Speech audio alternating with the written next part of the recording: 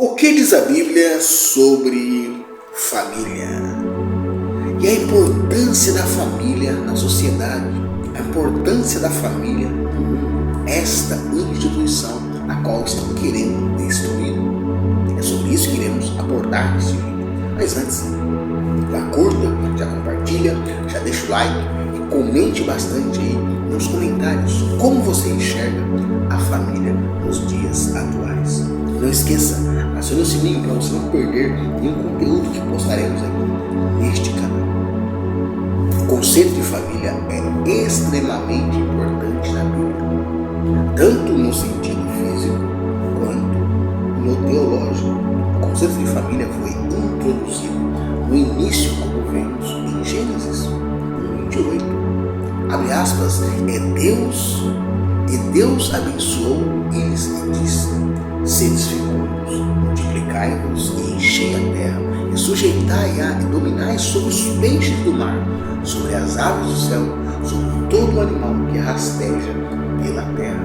O plano de Deus para a criação era que homens e mulheres se casassem e tivessem filhos. Um homem e uma mulher formariam uma união de uma só carne, através do casamento, através da união. Gênesis 2:24. E eles com seus filhos se tornariam uma família, o alicerce essencial da sociedade. Vou repetir, a família é o alicerce essencial da sociedade. E o que estão querendo fazer com este alicerce nos dias atuais? Percebo que você tem visto já isso acontecendo, esta agenda macabra acontecendo, tentando de todas as formas destruir a família, destruir o seio familiar, a coisa mais importante, a qual foi instituída pelo próprio Criador, pelo próprio Deus. Também vemos, galera, que desde cedo os membros da família deveriam tratar bem e cuidar bem uns dos outros. Quando Deus pergunta, por exemplo, para Caim: onde está Abel, teu irmão? Qual é a resposta de Caim? Irreverente. Diz Caim: sou eu o guardador do meu irmão? A implicação é que sim, galera. Esperasse ser que Caim fosse o guardador de Abel e vice-versa. Não só o assassinato desse irmão por Caim foi uma ofensa contra a humanidade em geral, mas foi essencialmente notório, porque foi o primeiro caso registrado de fratricídio, um assassinato de um irmão. Então, outro ponto interessante aqui é que, além de sermos membros da família, temos que proteger uns aos outros. O esposo protegendo a esposa protegendo o esposo, os filhos uns protegendo os outros. Isto é uma família. Isto se consiste em uma família. Mas o que vemos nos dias de hoje?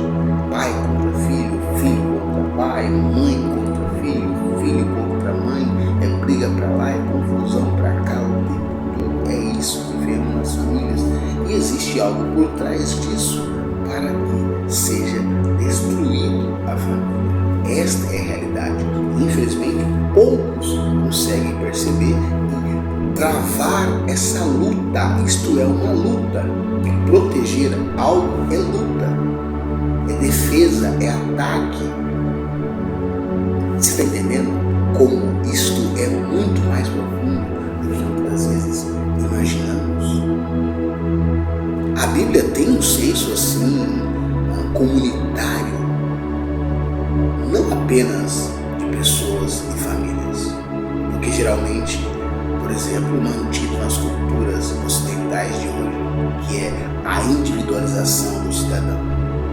Onde os cidadãos são mais, como já disse, individualizados do que as pessoas, por exemplo, do Oriente Médio, é definitivamente mais do que as pessoas ainda do Antigo Oriente Próximo. Quando Deus salvou Noé, por exemplo, do dilúvio, foi uma salvação individual, mas foi uma salvação para ele, sua esposa, seus filhos e as esposas de seus filhos. Por quê? Porque todos estavam ali juntos, todos estavam ali participando das mesmas coisas. Em outras palavras, a sua família foi salva. Gênesis 6,18, quando Deus chamou Abraão, por exemplo, para sair ali de Harã, ele chamou Abraão e sua família, que era Abraão e a Sara. Mas Abraão levou ainda o Ló, mas tudo bem. Gênesis 12, 4, 5. O sinal da aliança abraâmica era a circuncisão. Deveria ser aplicado a todos os homens dentro de uma família, quer fossem nascidos na família ou fossem parte da equipe de empregados domésticos, por exemplo. A cultura daquela época, mais abrangente ainda. Gênesis 17, 12 e 13. Em outras palavras, a aliança de Deus com Abraão era familiar, não individual. Era familiar. Por isso que diz que nós somos nascidos de Abraão. A importância da família pode ser vista, por exemplo, nas provisões das alianças mosaicas. Por exemplo, 2 dos 10 mandamentos tratam da manutenção da coesão da família. O 5º mandamento, referente a honrar os pais, destina-se a preservar a autoridade dos pais em assuntos familiares. E o 7º mandamento é que proíbe o adultério, protege a santidade no casamento. Destes 2 mandamentos fluem todas as várias outras estipulações da lei mosaica que procuram proteger o casamento e a família. A lei, ela procura o tempo todo proteger a família. A saúde da família era tão importante para Deus que foi codificada na Aliança Nacional de Israel. Olha como isto é de suma importância. Estes não apenas são um fenômeno do Antigo Testamento, o Novo Testamento faz muitos dos mesmos mandamentos e as proibições. Jesus fala da santidade, do casamento e contra o divórcio. Jesus é contra o divórcio. Frivolo em Mateus 19, o apóstolo Paulo fala sobre como devem ser os lares cristãos quando ele dá os comandos cheios de filhos. Obedecei a vossos pais no Senhor, e pais, não provoqueis vossos filhos a ira. Em Efésios 6, de 1 a 4, Colossenses 3, 21, em 1 Coríntios 7, o cônjuge incrédulo é santificado pelo cônjuge crente, significado, entre outras coisas, que o cônjuge incrédulo está em condições de ser salvo pelo testemunho do crente, do cônjuge crente. Agora, o que nós vemos nos dias atuais? Como eu disse no começo, a própria religião, ela trabalha também, muitas das vezes, ou literalmente, na destruição das famílias. O que tem de cristãos, abre aspas, evangélicos, na segunda, na terceira, na quarta esposa? Cadê a proteção da família? Cadê a proteção ali da primeira esposa, dos filhos ali? Ou seja, a própria religião trabalha para destruir a família, fazendo interpretações errôneas da Bíblia. Vamos agora voltar para a nossa atenção para o conceito teológico sobre a família. Durante o seu ministério, Jesus, os 3 anos dele de ministério, Jesus destruiu algumas noções predominantes do que significava ser parte de uma família. Falava ainda, estou falando da família espiritual, falava ainda Jesus ao povo: eis que sua mãe e seus irmãos estavam do lado de fora, procurando falar-lhe, alguém lhe disse: tua mãe e teus irmãos estão lá fora e querem falar-te. Porém, ele respondeu ao que lhe trouxeram o aviso: quem é minha mãe? E quem são meus irmãos?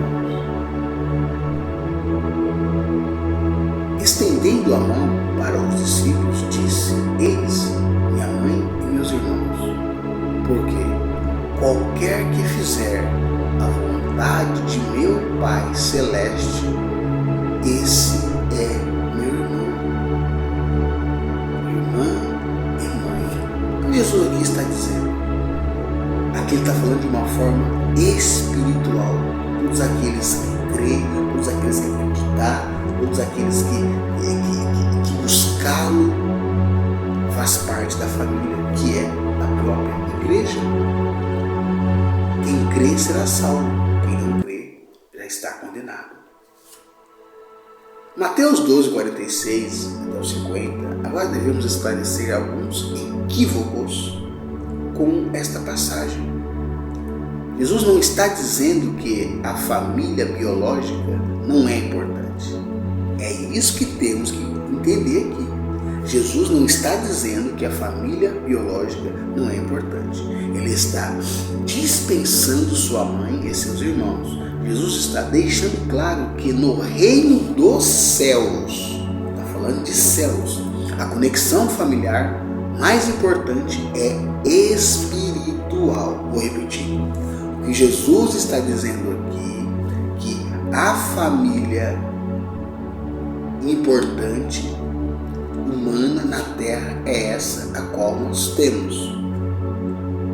Ele vai agora além, ele vai falar da família espiritual. Olha só, mas todos quantos receberam, deu-lhes o poder de serem feitos filhos de Deus, a saber, aos que creram no seu nome, os quais não nasceram do sangue, ou seja, de homem e de mulher, nem da vontade da carne, nem da vontade do homem, mas de Deus. João 1, 12 a 13. Os paralelos são bastante claros quando nascemos fisicamente. Nascemos em uma família física, mas quando nascemos de novo, nascemos em uma família espiritual, a qual Deus é o Pai e Jesus é nosso irmão. Para usar a linguagem paulina, somos adotados na família de Deus. Nós somos adotados. Romanos 8,15. Quando somos adotados na família espiritual de Deus, a igreja, Deus se torna o nosso Pai e Jesus o nosso irmão.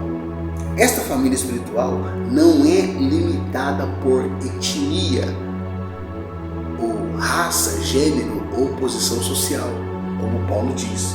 Pois todos vós sois filhos de Deus, mediante a fé em Cristo. Porque todos quando fostes batizados em Cristo, Cristo vós revestistes. Desastes, não podes haver judeu, nem grego, nem escravo, nem liberto, nem homem, nem mulher, porque todos vós sois um em Cristo Jesus. E se sois de Cristo, também sois descendente de Abraão, e herdeiros segundo a promessa. Gálatas 3, 26 a 29. Olha só como é importante entender os conceitos de família, tanto a física terrena, a qual, como falamos no começo, e quanto a espiritual.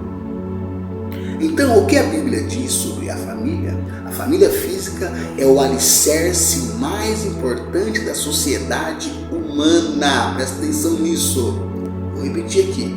A família física é o alicerce mais importante da sociedade humana e, como tal, deve ser nutrida, protegida. Mais importante do que isso é a nova criação que Deus está fazendo em Cristo, que inclui uma família espiritual, a igreja, compostas por pessoas As pessoas que invocam o Senhor Jesus Cristo como Salvador, esta é uma família extraída de todas as nações, tribos, povos, línguas. Apocalipse 7:9 é a característica definidora desta família espiritual. É o amor uns pelos outros. Novo mandamento vos dou, que vos amei uns aos outros, assim como eu vos amei, que também vos amei uns aos outros. Nisto conhecerão que todos sois discípulos, se tiverdes amor uns aos outros. Isto aqui é a família espiritual, mas aqui na terra a família física é tão importante que é a base e a estrutura de uma sociedade. Por isso, meu amigo, minha amiga, proteja, cuide da sua família. O reflexo da sua família aqui neste plano terreno é o reflexo da sua família no céu. Se você gostou, curta, compartilha e divulgue para mais pessoas esta mensagem. E até o próximo encontro, se assim o Papai do Céu nos permitir. Valeu!